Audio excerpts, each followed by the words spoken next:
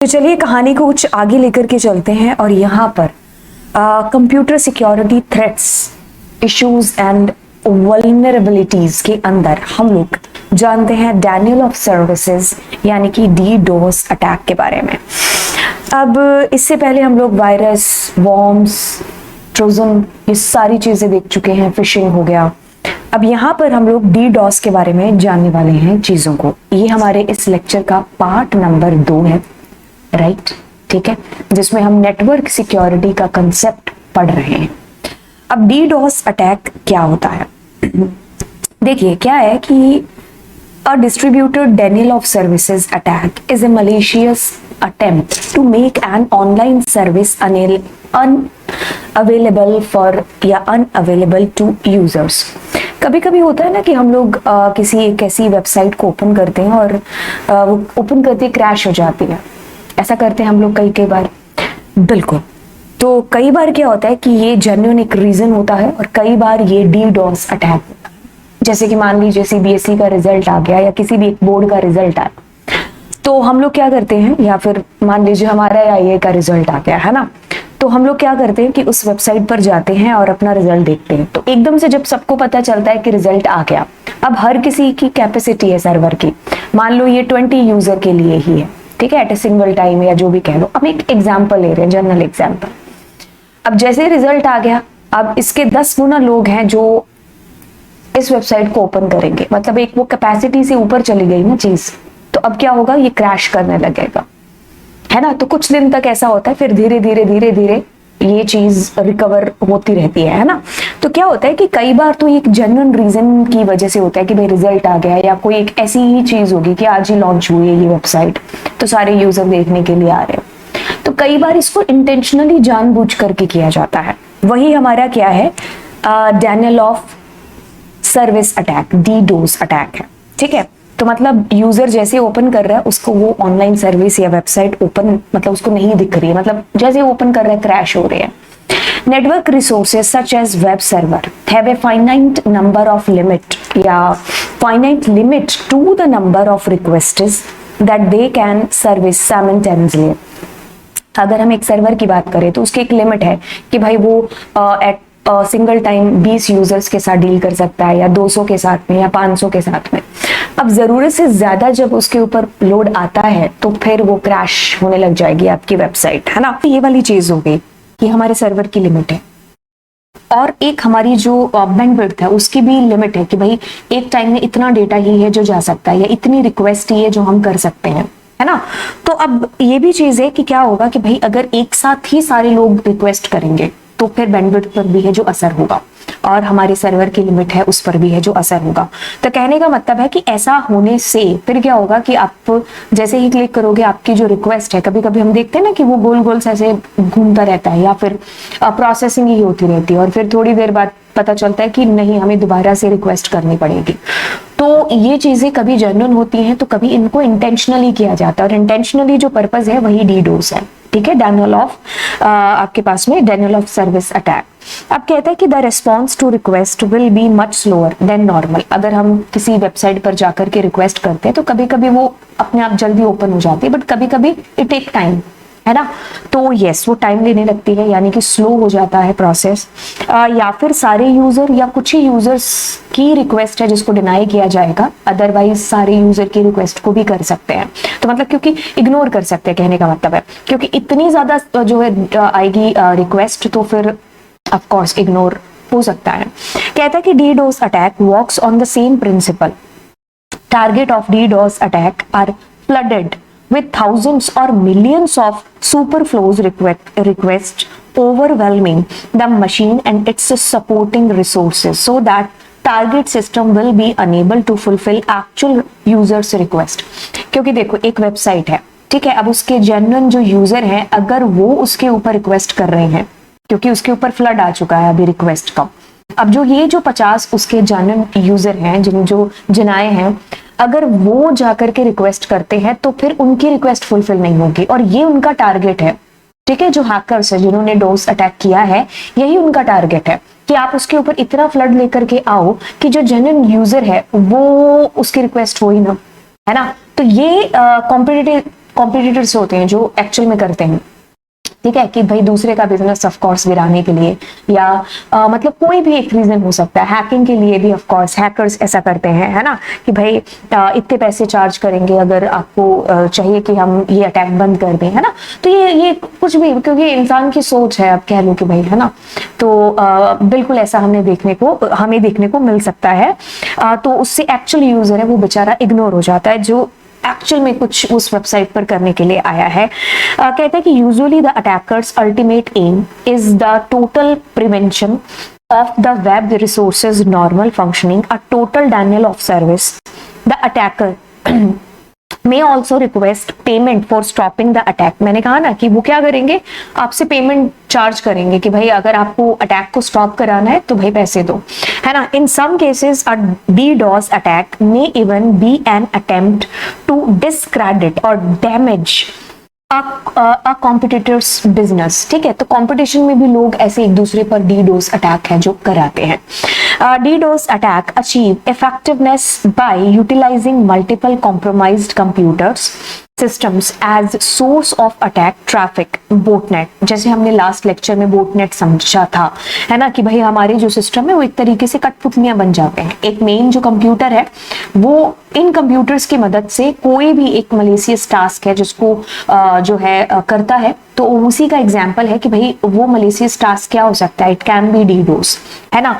तो कहने का यहाँ पर तात्पर्य मतलब यही कि भाई ये जो DDoS अटैक है उसके लिए बहुत सारे कंप्यूटर्स है जो लगते हैं, तो वो बोटनेट भी हो सकते हैं, ठीक है। कहता है कि from a high level a DDoS attack is like an unexpected traffic jam clogging up the highway, preventing regular traffic from arriving at its destination. जैसे कि यहाँ पर देखिए, ये जो है ये यूजर है, ये जिनाए है, लेकिन अब इन्होंने क्या कर दिया, ऐसे जो है ट्रैफिक लगा दिया, है ना, तो ये आगे बढ़ ही नहीं पा रहे हैं, ठीक है। तो मतलब कहने का कि DDoS अटैक इज ये वाली चीज। अब आगे चलते हैं और ब्रूट फोर्स अटैक के बारे में बात करते हैं आगे ब्रूट फोर्स अटैक की। अब brute force attack is the simplest method to access the site और सर्वर। किस तरीके से सिंपलेस्ट मेथड कैसे है, बिल्कुल ये क्या करता है कि जितने भी वेरियस कॉम्बिनेशन हो सकते हैं यूजर नेम और पासवर्ड के, उनको रिपीटेडली क्या करता है कि लगा करके देखता है। जैसे हम लोगों के पास में कभी हमने ऐसे पर्स या बैग होंगे हमारे पास में जिन पर हम अलग अलग पासवर्ड लगा करके उस पर उसको खोलते होते थे जब हम भूल जाते थे उसका password. It is also something like that. कहते हैं कि hackers commonly automate this process with the help of computer program या प्रोसेस। देखो अब लाखों पासवर्ड तो वो कोई एंटर करने से रहा नहीं, इंसान है भाई, भूल जाएंगे, है ना, कोई भगवान तो है नहीं, है ना। खैर अगर इसकी बात करें तो ये क्या करते हैं कि एक सॉफ्टवेयर बना देते हैं, एक प्रोग्राम बना देते हैं, एक स्क्रिप्ट लिख देते हैं। अब उसके अंदर वो बार बार लूप में प्रोसेस होती रहती है, पासवर्ड लगते रहते हैं, जहां सेट आ गया वहां पर हो गया। हमने कभी फिल्मों में देखी होंगी ऐसी चीजें। अब ये कहता है कि combination of character, simple example of real life scenario is a number keypad lock. हम उसके सारे कॉम्बिनेशन लगाते हैं ना तो फिर ओपन हो जाता है, वैसे ही यहाँ पर है। कहता है कि and imagine you forget the password of it, what will you do? Most common and simplest logic will be first to try most used numbers and it fails, then try from 0000 to 9999 और फिर उसको एक एक से बढ़ाते जाएंगे। देखो हम क्या करेंगे, सबसे पहले जो कॉमन पासवर्ड हम रख सकते हैं हमारे बर्थडे या जो भी हम देखते हैं ना, तो वो अप्लाई करेंगे। उसके बाद अगर कुछ नहीं सेट बैठ रहा तो हम 0 से स्टार्ट हो जाएंगे और 999 तक जाएंगे, जितना भी उसमें कॉम्बिनेशन दे रखा होगा, 3 का 4 का, है ना। तो इस तरीके से जो हैकर्स हैं इस ब्रूट फोर्स अटैक मेथड का यूज करते हैं पासवर्ड्स को ब्रेक करने के लिए, ठीक है। अब जैसे कि हम एक एग्जांपल यहाँ पर इसका ले सकते हैं, ये फोटो का, है ना। तो देखो अब क्या है कि वो सारे कॉम्बिनेशन मैच कर रहा है, यहाँ पर कॉम्बिनेशन मैच कर गया, पासवर्ड ओपन हो गया है जो हमने दिया है। तो इसमें क्या है, टाइम टेकिंग है, मतलब कि आपका टाइम है जो इसके अंदर बेसिकली लग सकता है, ठीक है। तो कहने का यहाँ पर मतलब कि ये टाइम टेकिंग है, इसमें आपका टाइम लगेगा, मतलब इवन डेज भी लग सकते हैं इसके, ठीक है, क्योंकि पता नहीं कब जाकर के मैच हो, ठीक है। हो सकते तो एक झटके में हो जाए, हो सकता है डेज लग जाए। So but imagine if we can automate this with the help of computer who can execute this combination within seconds. तो ये चीज अगर हम कंप्यूटर से करते हैं तो टाइम नहीं लेता है, लेकिन मैनुअली अगर आप करोगे तो फिर मैनुअली इसमें टाइम लगेगा। इवन कंप्यूटर पर भी अगर बहुत बड़े बड़े पासवर्ड्स हैं तो तुम्हें पीसी पर भी टाइम लग जाता है, ठीक है. So this is all about brute force attack. But in password there are many combinations of alphabets, numbers, special characters. So there will be hundred of thousands of combinations. So this attack will take time in the most cases. कुछ cases में time ले सकता है, क्योंकि आपको कहते हैं ना कि कभी तो कि भैया 8 कैरेक्टर का पासवर्ड होना चाहिए, कैपिटल भी होना चाहिए उसके अंदर, स्मॉल लेटर भी होना चाहिए उसके अंदर स्पेशल सिंबल भी होना चाहिए. तो इसलिए आपको बोलते हैं, ठीक है, क्योंकि फिर इसमें टाइम लेगा, तो इतनी देर में शायद हमें पता भी लग सकता है. Simple brute force attack. Simple force जो ब्रूट फोर्स है, वो ब्रूट फोर्स अटैक है, वो क्या है? Simple brute force attack works by inputting all password और possible passwords one at time. जैसे अगर हम किसी पर्सन को जानते हैं कि भाई ये बंदा ये पासवर्ड डाल सकता है, तो हम उसके सारे कॉम्बिनेशन जो भी होंगे उससे रिलेटेड वो सारे डालेंगे एक एक करके. अगर हो गया ठीक है, नहीं तो फिर दूसरा कॉम्बिनेशन होगा. मतलब हम नहीं, हैकर्स की बात होती है, ठीक है. इट यूटिलाइज टूल्स और script that automate the process of guessing a password and makes many consecutive guesses until it arrives at the correct answer. तो ये गेसेस पर गेसेस लगाएगा, तो हम एक प्रोग्राम बना देंगे, तो वो प्रोग्राम से जो है रैंडमली कोई भी उठा करके जो है पासवर्ड आपका लगाएगा, और जहां लग गया, सेट हो गया, वहां बात बन गई हैकर की भी. कहता है यहाँ पर आपके पास में डिक्शनरी अटैक. तो ये एक कॉमन अटैक है, मतलब डिक्शनरी वाला, कि हम डिक्शनरी के, क्योंकि अगर कोई पासवर्ड रखता है तो जैसे किसी ने मान लो नेटवर्क रख दिया, किसी ने मान लो जूम रख दिया, है ना, तो मतलब मूव रख दिया, इंटरव्यू रख दिया, मेरे साथ सामने चीजें लिखी हुई है, फ्री लिख दिया, है ना. तो मतलब कहने का कि बात ये हो रही है कि हम डिक्शनरी के वर्ड्स बहुत बार रखते हैं, है ना. तो बात ये हो रही है कि हैकर्स फिर उनका यूज करेंगे, डिक्शनरी के वर्ड्स को इस्तेमाल करेंगे, और अगर जहां पर भी पॉसिबल कॉम्बिनेशन हो गए फिर अटैक हो गया, है ना. तो मतलब हैक कर लिया आपका सिस्टम या आपका जो भी आईडी है, जो भी है. Hybrid brute force attack. Hybrid attack usually mixes dictionary और सिंपल ब्रूट, दोनों को मिक्स करके, क्योंकि कई बार हम डिक्शनरी के साथ में, जैसे कि हमने नेटवर्क लिया तो नेटवर्क के साथ में 1 2 3 लिख दूं, या नेटवर्क के साथ हैश मैं कॉलन कुछ भी ऐसा लिख दूं, डॉट लिख दूं, है ना. तो मतलब हम इस तरीके से डिक्शनरी और फिर सिंपल, है ना, तो कॉम्बिनेशन के साथ भी रख रहे होते हैं, तो फिर वो इस कैटेगरी के अंदर आता है, हाइब्रिड ब्रूट फोर्स के अंदर.